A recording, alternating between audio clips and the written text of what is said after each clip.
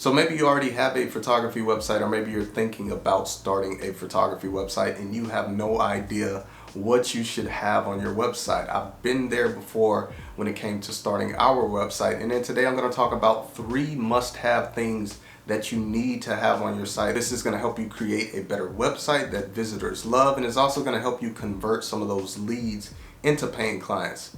Let's talk about it. What's going on YouTube? Adrian here, bringing y'all another video. So let's get straight into the content. So the number one thing that I feel like you should have on your photography website is calls to action. If you don't know what that is, it's pretty much telling your visitors what you want them to do on your site. So it's kind of like guiding your visitors throughout your site and, kind of having them doing what you want them to do to get to your contact form or to get to your portfolio. Because if you don't have these call to actions, it's going to be hard for people to figure out what to do. Now, something that I always say is to never assume that people know what to do when they get to your site. Just when it comes to photography and having a business in general, never assume that people know the next step. Never assume that people know where to go. So you need to tell them exactly what you want them to do. So for example, you could have a link to your contact form that says contact me here now. You could have a link to your portfolio or a button that goes to your pricing. These are call to actions that are going to help you guide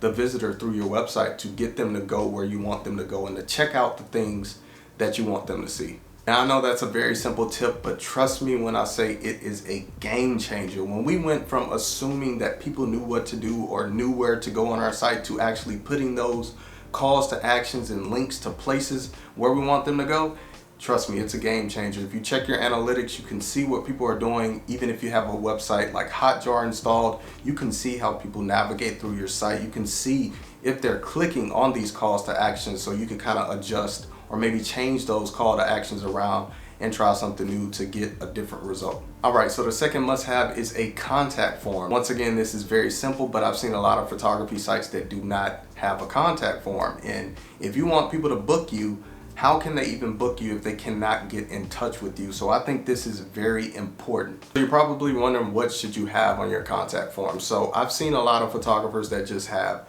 name, type of session, and the date.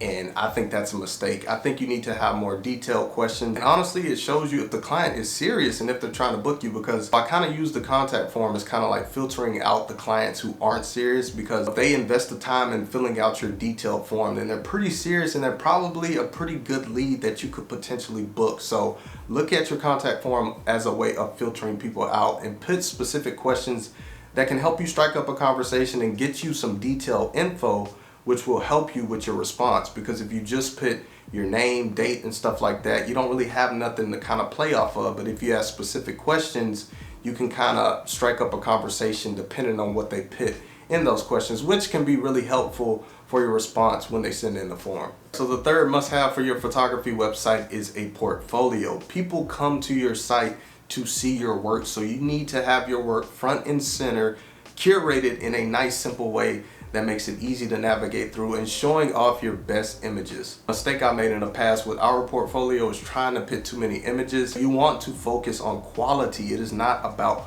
quantity, and I think a lot of people focus on that. So focus on the best images. You want to showcase your best work to the client. You don't want to sacrifice that by just putting a bunch of same images with the same composition and the same look. Pick your best images, show your clients your best work. And also make sure your portfolio is easy to navigate through and just simple to use. I've seen a lot of portfolios that are just kind of all over the place. They don't look nice and simple and laid out to where it's easy to view and easy to scroll and see other images with the client. Because trust me, if you make it difficult for a client, they are going to bounce from your site. So just your whole website in general, you want to make it easy to navigate through, simple to use, have your calls to action to guide them to what they're looking for or where you want them to go. So make everything simple and make sure your portfolio is curated in a nice and simple way. So if you're looking to start a photography website, which I think every photographer should have, I have a link in my description to Flow Themes. Flow Themes is amazing. I wouldn't even be talking about them if we didn't use them ourselves. That's what we're currently using, and I recently just bought another theme because I love them so much. These templates are customizable, they're easy to use, you do not need previous graphic design experience, anything like that. They have great customer support. They have a chat, so if you have any questions about anything, you can just shoot them a question, they'll help you out. And they also have video tutorials for people who just kind of need to see what to do to create a site. So if you're looking to create a website, check out the link in the description to Flow Themes if you want to check them out. Be sure to drop a like if you enjoyed this video, subscribe to my channel. I post new videos every single week talking about photography and the business side of photography. So if you're interested, subscribe. I will see y'all in my next video. Peace.